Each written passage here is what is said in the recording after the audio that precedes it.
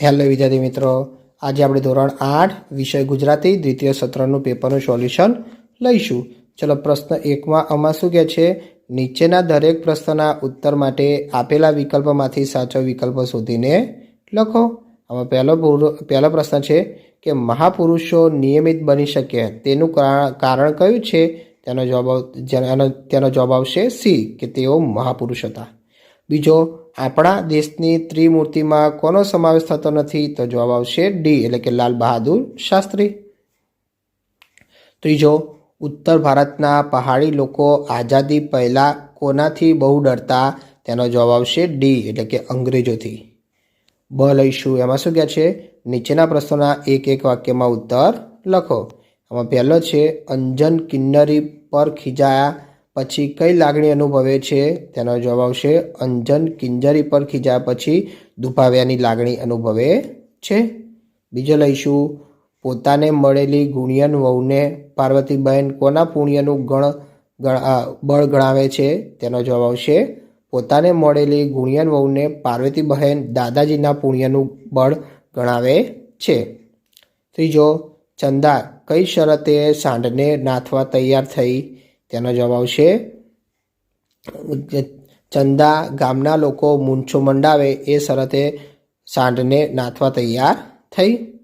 ચોથો, અનન્યાને ફોન કે SMS કરવા કરતાં શું વધારે ગમે છે? તેનો જવાબ આવશે અનન્યાને ફોન કે SMS કરવા કરતાં કાગળો લખવાનું અને વાંચવાનું અને તેને સાચવી રાખવાનું વધારે ગમે છે. ચલો, પ્રશ્ન ક લઈશું. એમાં શું કહે છે? નીચેના પ્રશ્નોના 2 વાક્યોમાં ઉત્તર લખો. એમાં ચલો, પહેલો છે, માતૃભાષાની શી વિશિષ્ટતા છે? તેનો જવાબ આવશે માતૃભાષા એ આપણી સભ્યતાની સંસ્કૃતિ છે. આપણા જીવનની પરંપરાઓ બધું માતૃભાષાના શબ્દે બોલાય છે.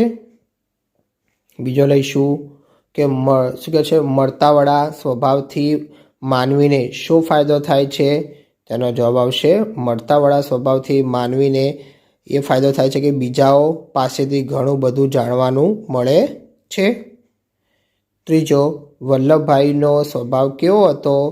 તો એનો જવાબ આવશે વલ્લભભાઈનો સ્વભાવ નાળિયેર જેવો ઉપરથી કઠણ અને બળછટ પણ અંદરથી મીઠો અને કોમળ હતો.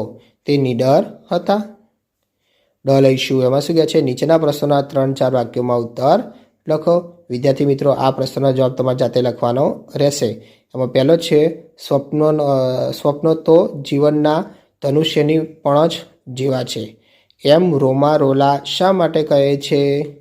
બીજો, જગમોહનદાસ શેઠમાંથી નાના બની ગયા પછી તેમના ઘરની સ્થિતિ વિશે જણાવો. એ લઈશું. કૌંસમાં આપેલા શબ્દોમાંથી યોગ્ય શબ્દ પસંદ કરી ખાલી જગ્યા પૂરો. ચલો, કૌંસમાં તમને શબ્દ આપેલા છે વિદ્યાર્થી મિત્રો, એમાંથી તમારે યોગ્ય શબ્દ પસંદ કરવાનો છે અને ખાલી જગ્યા પૂરવાની રહેશે. તો પહેલો છે, કોઈ ધન્ય પડે એ ખાલી જગ્યા માટે સંકલ્પ કરી નાખે છે. તેનો જવાબ આવશે આત્મસુધારણા. બીજો, ભાસ્કર કાકા બાળકો માટે ખાલી જગ્યા લાવ્યા હતા. તો કે રમકડા. ત્રીજો, વિધાતાના ખાલી જગ્યા માએ અજબ વળાંકો રહ્યા હોય છે. તો એનો જવાબ આવશે ખેલ. 4, હાથ કરતાં પણ વધુ ખાલી જગ્યા માતૃભાષા છે. તો કે હાથ વગી. એ લઈશું. એમાં શું કહે છે? નીચેના વિધાનો ખરા છે કે ખોટા તે જણાવો. ચલો, પહેલું છે, વૃક્ષો આકાશની શોભા છે. તો કે આ વિધાન ખોટું છે. બીજો, છોટુભાઈ દેસાઈ પારડીના સ્ટેશને ટિકિટ ચેકર હતા. તો કે આ વિધાન ખોટું છે. પ્રશ્ન બીજાનો અ લઈશું. એમાં શું કહે છે? નીચેના દરેક પ્રશ્નના ઉત્તર માટે આપેલા વિકલ્પોમાંથી સાચો વિકલ્પ શોધીને લખો. તો ચલો, પહેલો પ્રશ્ન છે કે ઘરમાં દાખલ થતાં બાએ ઘરમાં શું જોયું? તેનો જવાબ આવશે વિરહ, એટલે કે એ જવાબ આવશે. બીજો લઈશું, લાભ શુભ અને શું કહે શ્રી સવા કવિએ ક્યાં ચિતર્યા છે? તેનો જવાબ આવશે એ, એટલે કે કમાડ ઉપર. હવે બ લઈશું. એમાં શું કહે છે? નીચેના પ્રશ્નોના એક વાક્યમાં ઉત્તર લખો. ચલો, એમાં પહેલો છે, અતિથિ દેવો ભવ એટલે શું? તો કે અતિથિ દેવ સમાન છે એવું કહેવા માગે છે. બીજો, દાસીના વચન સાંભળી શ્રી કૃષ્ણે સુદામા વિશે શું કહ્યું? તેનો જવાબ આવશે દાસીના વચન સાંભળી શ્રી કૃષ્ણે સુદામા વિશે કહ્યું કે આ તો મારા બાળ મિત્ર સુદામો મારા જેવો દુખિયાનો વિસામો છે. ત્રીજો, ફૂલની શી ખાસિયત છે? તેનો જવાબ આવશે ફૂલ ખીલવા અને ખરવા વચ્ચેના ગાળામાં ચારે બાજુનું વાતાવરણ મહેકતું થઈ જાય છે, તે ફૂલની ખાસિયત છે. ચોથો, સદાના ગંગામાં સ્વરૂપ શબ્દો શું સૂચવે છે? તેનો જવાબ આવશે સદાના ગંગામાં સ્વરૂપ શબ્દો સૂચવે છે કે ફોઈ નાની ઉંમરે વિધવા થયેલ છે. કરીશું એમાં શું કહે છે? નીચેના પ્રશ્નોના 2 વાક્યોમાં ઉત્તર લખો. ગમે તે 2 એટલે કે એક પ્રશ્ન 2 માર્ક્સનો છે. તેમાંથી તમારા વિદ્યાર્થી મિત્રો જાતે લખવાના રહેશે. ચલો, એમાં પહેલો છે ઘર શાંત કેમ થઈ ગયું? બીજો, શરૂઆત કરીએ. ગઝલમાં કવિ દુઃખો વિશે શું કહે છે? ત્રીજો, વિપત્તિ આવે ત્યારે ઉદ્યમ શા માટે કરવો જોઈએ? લઈશું નીચેના પ્રશ્નોના 3-4 વાક્યોમાં ઉત્તર લખો. તો વિદ્યાર્થી મિત્રો આ પણ તમારે જાતે લખવાના રહેશે. ગમે તે એક એટલે કે એક પ્રશ્ન 3 માર્ક્સનો છે. તો પહેલો છે કમાડે ચિતર્યા મેં કાવ્યના કવિ ફૂલના દ્રષ્ટાંતથી શું સમજાવે છે? બીજો, સુદામા દરિદ્ર અને કંગાળ હતા એમ તમે શા પરથી કહી શકો છો? એ લઈશું કે કૌંસમાં આપેલા શબ્દોમાંથી યોગ્ય શબ્દ પસંદ કરી ખાલી જગ્યા પૂરો. તો પહેલો છે હું દુખિયાનો ખાલી જગ્યા રે તો કે વિસામો. બીજો, ખાલી જગ્યા અંદરથી એવી જાત કરીએ તો કે દોસ્ત. એ લઈશું નીચેના વિધાનો ખરા છે તે ખોટા તે કહેવાના છે. ચલો, પહેલું, હર વખત શું માત થઈ જવું દુશ્મનોથી, તેમાં આવશે ખોટું. બીજો, હૈયામાં હેત ભરી આવો તો કે સાચું આવશે. લઈશું નીચે અ વિભાગની કૃતિ સાથે બ વિભાગના યોગ્ય કર્તાને જોડો. ચલો, પહેલું છે અખંડ ભારતના શિલ્પી, તો જવાબ આવશે ચોથું એટલે કે ડૉક્ટર રાઘવજી માધર. બીજો, સાકરનો શોધધારો, તો જવાબ આવશે ત્રીજું તો કે યશવંત પંડ્યા. ત્રીજું, આવકારો, તેનો જવાબ આવશે પહેલું એટલે કે દુલાભાયા કાગ. ચોથું, કમાડે ચિતર્યા મેં, તેનો જવાબ આવશે બીજું તો કે તુષાર શુક્લ. પ્રશ્ન ત્રીજો લઈશું. એમાં શું કહે છે?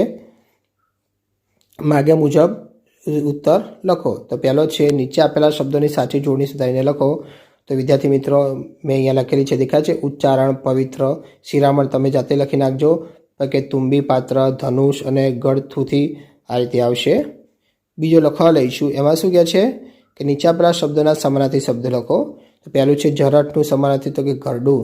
બીજું, આંદોલનનું સમાનાર્થી તો કે ચળવળ. ત્રીજું, ઔદાર્યનો સમાનાર્થી તો કે ઉદારતા. ચોથું, લાખેણીનું સમાનાર્થી તો કે અમૂલ્ય. 5, ગુમાન તો કે ઘમંડ. છઠ્ઠું, સૈજ્યા તો આવશે પથારી અથવા સૈયા. નીચે આપણા શબ્દોના વિરોધાર્થી શબ્દ લખો. તો પહેલું છે ખુશીનું વિરોધી ના ખુશી. બીજું, પ્રેમ તો કે ધૃણા. ત્રીજું, ગુણ તો કે અવગુણ. ચોથું, છાનો માનો તો કે છડે ચોક. પાંચમું, સર્જન તો કે વિસર્જન. છઠ્ઠું, સુવાળું તો કે ખરબચડું આવશે. લઈશું નીચે આપેલા શબ્દ સમૂહ માટે એક એક શબ્દ લખો. ચાલો, એમાં પહેલું છે માણસનું મોં જોઈ શકાય એવો સવારનો સમય, તો આવશે મોં સૂજણું. બીજો, બંને બાજુ વગાડા તેવું એક વાદ્ય તો કે મૃદંગ. ચાલો, લઈશું નીચે આપેલા રૂઢિપ્રયોગોના અર્થ આપી નીચેના વાક્યોમાં પ્રયોગ કરો. ચલો, પહેલું છે માયા મૂકવી, તેનો આવશે સ્નેહ મમતા છોડવી. બીજો કે દળ દળ ફીટવું, તો આવશે ગરીબાઈ દૂર થવી. ત્રીજો, ઘેલું લાગવું તો કે લગ્ની લાગવી. લઈશું નીચે આપેલા શબ્દોમાંથી દ્વિરૂપ અને રવાનીનુકારી શબ્દો શોધો. ચલો, પહેલું છે કકડાટ તો કે રવાનુકારી આવશે. બીજું, બરાબર તો કે દ્વિરૂપ. ત્રીજું, વારાફરતી તો કે દ્વિરૂપ. ચોથું, મરમર તો કે રવાનુકારી આવશે. લઈશું નીચે આપેલા શબ્દોના સમાસ ઓળખાવ. તો પહેલું છે વાતાવરણ તો કે તત્પુરુષ. બીજું, પુનર્જન્મ તો આવશે કર્મધારણ. ત્રીજું, નોકર ચાકર તો કે દ્રંદ. ચોથું કે સ્વતંત્રતા સંગ્રામ તો કે મધ્યમ પદલોપી આવશે. લઈશું કે નીચેના વાક્યો સાદા છે કે સંયુક્ત છે તે કે સંકુલ તે જણાવવાનું છે. ચલો, પહેલું, આ કટાક્ષ ફરીથી એણે કઈ વખત ઉચ્ચર્યા નહીં, તો કે સાદું વાક્ય. બીજું, જો પોતાના ઉપર વળતો પ્રહાર આવે તો તેઓ જરાય ડગમગતા નહીં, તો કે સંકુલ વાક્ય છે.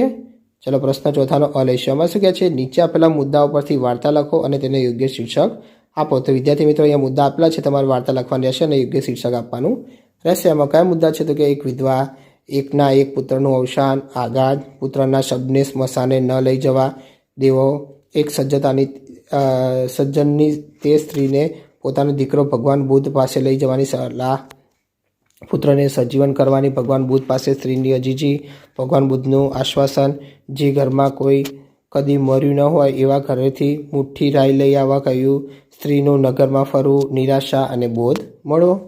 ચલો બ છે તો કે તમારી શાળામાં યોજાયેલા વૃક્ષારોપણ દિનનો અહેવાલ તૈયાર કરવાનો રહેશે. પ્રશ્ન 5માં આમાં શું કહે છે?